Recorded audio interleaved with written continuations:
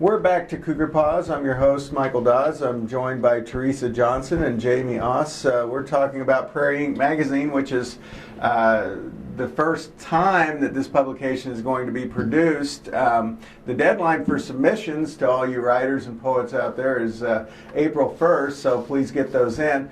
That is a question. If somebody wants to submit a piece or two, how do they go about doing that?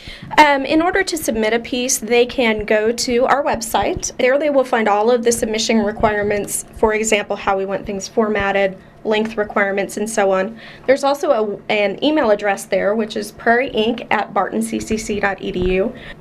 That's what we would prefer. We understand that some people don't have access to that, and we will probably work with those people.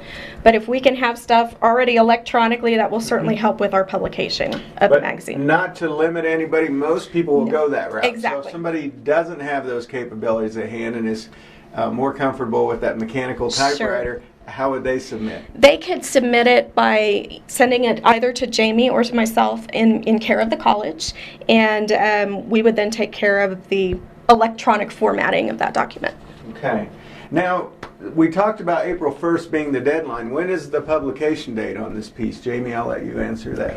Our publication date is the 1st of June, and we're looking forward to maybe making more of a splash than just the publication. But I know that we're working with the Barton County Arts Council to perhaps have a program that evening with readings from the authors. So we're hoping to make it more than just the publication, but a special thing. Mm-hmm. Sounds like this is going to be so much more than just putting something out and having it in print. I mean, it's really something that I'm sure is going to be absorbed by those that are part of the Arts Council and those that follow the arts at the college and within the community. We're hoping so. And we think our community and our student and our staff and faculty here deserve that effort. Their work really is good. The submissions that we've received really are that good. And are you surprised, or did you pretty much know that was going to be the case once people did start to submit? I don't think that I had an opinion about it, but certainly I think we're both really happy to know that such talented people, but not surprised, right? Our art, I agree. I don't think we're surprised at all. I think that there are a lot of closet writers out there that may not at this point feel comfortable sending their stuff to a major publication, and this gives them an avenue to showcase their talent.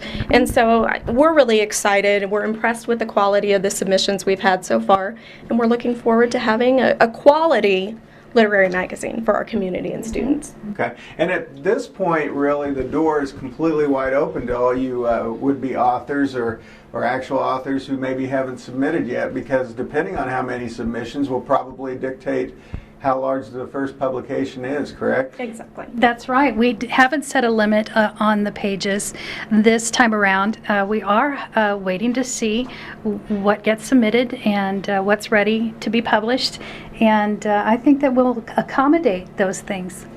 Okay. Now, you guys both being English teachers, not to scare anyone off, you do this as your job, your labor of love, whatever you want to say. This is a little bit different, though, the fact that you're bringing in outside people. It's not in a classroom environment. You're not grading anything. Is that a little bit different going about reviewing work in this fashion rather than, say, looking at papers and class assignments? I think it's really freeing. As teachers, we're looking for certain things in writing. We're looking for writing that is, we're trying to teach our students how to write as they continue through college or in the business world after they graduate. This is more of a creative experience that sometimes we don't have our students do that much of because we're trying to prepare them for transferring on to another college or for when they're out in the world of work. So it's been really freeing for me just to read something and not necessarily worry about grammar and punctuation as much as I would in reading a composition from a college student. Yeah, each kind of writing carries its own type of characteristics, and we're certainly mindful of that. We know what we're looking for both in creative writing and in the type of rhetorical writing that students will do in an academic setting, but they are different from each other, and so it's been quite fun to go back to what for me, of course, is my first love, literature, and to work with fiction. Yeah.